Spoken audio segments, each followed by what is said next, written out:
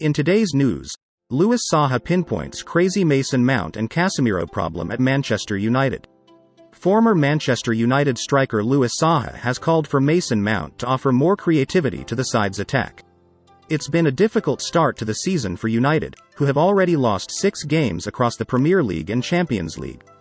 The struggles have come as a surprise given Erik Ten Hag was able to improve his side with some strong signings in the summer transfer window. Mount was the first to arrive from Chelsea before Andre Onana, Rasmus Hojlund and Sofyan Amrabat followed as high-profile additions. Other than Danish striker Hojlund, the newcomers are yet to find their best form at Old Trafford and have underwhelmed so far. Saha believes Mount especially needs to start making more of an impact in attacking areas. United are relying on 1 or 2 players to create, and I haven't seen enough of Mount yet, Saha told King Casino Bonus. His creativity is nowhere to be seen. I didn't see any positive runs from him against Brentford. His timing is off, too, and he can't make chances by playing like this. I hope that the players find their groove, and once they do, they'll be hard to play against. They have the energy, and when players like Bruno Fernandes start making those passes, I'll be more confident in Man United. I think Mount can be a lot better, but I'd say the fee was too much. I think Chelsea were playing a game with the fee, even if the market is very competitive and a lot of players have moved for similar fees. I'd say, based on what we've seen, Mount isn't performing and I've seen Casemiro play more offensively than Mount. That's a crazy thing to say, but it's true. United have had problems in attacking areas, especially as they've been short on wingers after Jadon Sancho was frozen out of the team and Antony missed 5 matches on a leave of absence. Saha has named Brighton star Kaoru Mitoma as a player who could remedy both of those issues. He'd be very exciting at Man United as they tend to have wide players who overthink. They play as if every defender is quicker than them, and that's why they don't often dribble or cross as much as they should. They're too worried that they won't get past defenders. They need to be more direct, and the only United forward who possesses that directness is Rasmus Hojlund. The other players are thinking too much. Roy Keane identifies Andre Onana problem at Manchester United and says, "It's a long way to come back." Roy Keane says Andre Onana must recover very quickly from his early mistakes after joining Manchester United over the summer. Erik Ten Hag made a bold statement in the summer to replace David De Gea, the club's longest-serving player, with £47 million man Onana. The former goalkeeper had agreed a contract extension until Old Trafford Chiefs made a drastic U-turn, ultimately ending his 12-year association at United. Despite winning the Premier League's Golden Glove Award last year, De Gea was replaced, with his distribution skills cited as the main reason for concern. Ten Hag convinced the board to stump up a hefty fee to sign a goalie he managed at his previous club Ajax. However, Onana has struggled to make an impression in his opening 11 games. The Cameroon international has conceded a staggering 19 goals so far during his Old Trafford career, including several high-profile mistakes against Brentford and Galatasaray in the last week alone. Man United legend Keane has insisted it is a long way back for Onana after a poor start. Speaking to The Overlap, the former captain, a vocal critic of De Gea, agreed with the decision to sign a keeper but admitted he has not been impressed by his replacement. Obviously, he's had a really poor start. We talk about positions at any big club, and the goalkeeper at Manchester United has to have a huge personality to deal with mistakes. But he's already made 6, 7 or 8 big mistakes that have led to goals. It's not been a great start. It's a long way to come back. We have seen goalkeepers come to United and have had a tricky start, and we have worked with some really good goalkeepers, but there seems no way back for them. He added, "I remember speaking to different goalkeeping coaches at Manchester United and they would always say, keepers make mistakes, but it's how you deal with it at Manchester United." Peter Schmeichel made loads of mistakes at Manchester United, but what he did was recover very quickly, and that's the problem with the goalkeeper. Various sources claim Man United would take time on Anthony Martial's future. Manchester United are ready to trigger contract extensions for Aaron Wan-Bissaka and Victor Lindelof, according to sources, but club bosses are taking their time before deciding what to do about Anthony Martial. The Frenchman, who has a contract until the end of the season plus a 1-year option, endured an injury-hit campaign last season where he was only able to start 11 Premier League games. He has slipped behind summer signing Rasmus Hojlund in the pecking order this season, scoring 1 goal in 9 appearances, and his situation at Old Trafford is complicated by being one of the club's highest-paid players. A source has told ESPN that United were willing to let Martial leave in the summer, but the only realistic offer received came from the Saudi Pro League, and the 27-year-old rejected the chance to enter talks over the move.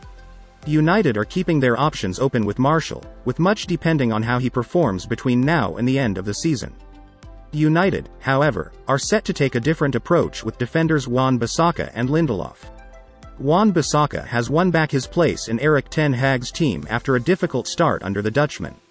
His deal is set to expire at the end of the season, but United have the option to extend it for an additional year until 2025.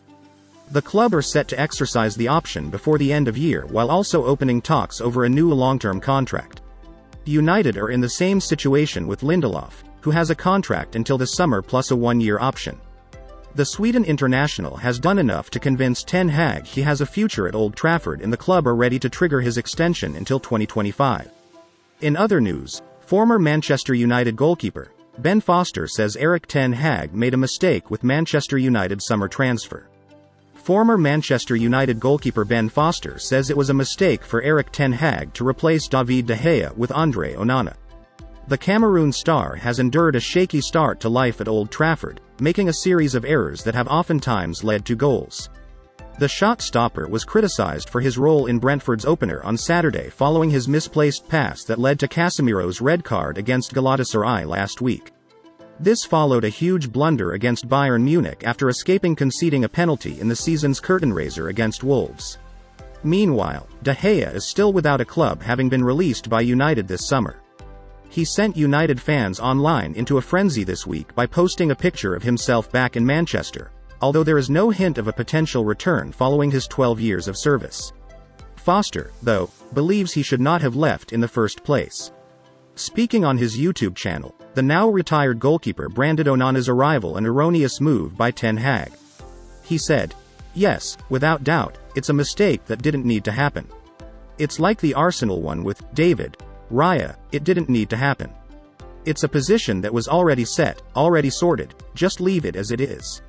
Moving away from the playing squad, reports have stated that Manchester United chief executive Richard Arnold was confronted by angry Man United staff over Mason Greenwood and Anthony Saugas. Manchester United chief executive Richard Arnold held a crisis staff meeting last month and was grilled over the club's handling of a number of issues, including the futures of Anthony and Mason Greenwood. The 52-year-old held a meeting over Zoom, with the club's stance on both players high on the agenda. The Red Devils' handling of both situations saw the club hierarchy criticized, with some fans protesting against the return of Greenwood in particular. Some of the criticism came internally as well, with a host of staff members expressing their disgruntlement. According to The Athletic, the meeting was held on September 18, with the bulk of questions reportedly aimed at the club's treatment of women. It has been claimed by The Athletic that, after being quizzed on an unconscious bias within the club, Arnold responded in no uncertain terms that prejudicial or inappropriate behavior towards female staff members would not be tolerated at Old Trafford. He said, "Any abusive, disrespectful or sexist language is not acceptable by anyone at this club. And anybody affected by that should report instances immediately, either to their line manager, to HR or an executive leadership team member." Another staff member also allegedly expressed their annoyance at the club's lack of promotion for their women's team despite the in-house motto of all red, all equal. The disparity between pay for both playing and non-playing members of club staff was also pointed out. Arnold, it has been claimed, responded by highlighting the strong investment in the club's women's team, with staff also being encouraged to view the club's facilities. Meanwhile, he also pointed out that equal pay between members of the men's and the women's team was not possible due to the difference in revenue. However, according to the report, Arnold appeared to avoid the question of a pay gap across the organization in general. Away from pay, a number of staff were also concerned with welfare when it came to the case surrounding striker Greenwood. A question asked how United are dealing with all the negative, hateful and disgusting abuse towards the women's team, the female members of staff, women in general on social media, as well as emails in our public-facing inboxes and in person at the matches from fans as a result of you saying in your statement that you found Mason not guilty. Arnold pledged to continue supporting staff members affected and responded that anybody receiving negative, hateful or abusive contact in any situation shouldn't be experiencing that. On to the sale of the club. Sheikh Jassim sends 9-word message as Ratcliffe gets boost. November will mark an entire year since the Glazer family announced a strategic review to explore investment options, including a potential sale of Manchester United. Yet it remains uncertain whether the conclusion is in sight as the unpopular American owners continue to delay their final decision. Despite intensifying protests among the club's supporters and increasing frustration between bidders, the Glazers have prolonged the process as they weigh up their options. Ratcliffe is reportedly exploring potential minority investment, which would see the Glazers retain control at Old Trafford but likely start a phased full takeover. But Sheikh Jassim is said to want nothing less than 100% of United and isn't showing many signs of improving his £5 billion bid. According to journalist Ben Jacobs, Sheikh Jassim's camp has told the Glazers, "You either give us everything, or we're walking away." The Qatari royal appears to consider talk of Ratcliffe revising his offer for just a 25% stake as another tactic to increase competitive tension. On a final note, it's obvious that the club is in limbo as the Glazers dither. Manchester United's sense of drift will continue as long as the owners refuse to make a decision, and the club will stand still. That's the view of ESPN's senior football writer Mark Ogden, who told a special BBC Radio 5 Live Football Daily podcast that the stalemate over the sale of United is present across the club. "I do not know what is happening because everything has gone silent," he said. "There is a family squabble because Joel and Avram would like to try to retain, while the other 4 siblings want to move it on. That means the club is in limbo and that sense of drift permeates through every level. The reality is that Avram and Joel are the key decision makers and they will do all they can to keep it. They feel that if they can hold on for another 2 to 3 years then the club will potentially be worth a lot more with a new streaming deal and a broadcasting deal in the UK. They are just waiting for the money to go up. It has always been about squeezing the brand to try to get more out of it." Fans, this has been a Rise United Devils. If you enjoyed this video, smash the subscribe button and hit the like button and the notification bell so that you are the first to receive new videos when they drop in this channel. Thank you for watching.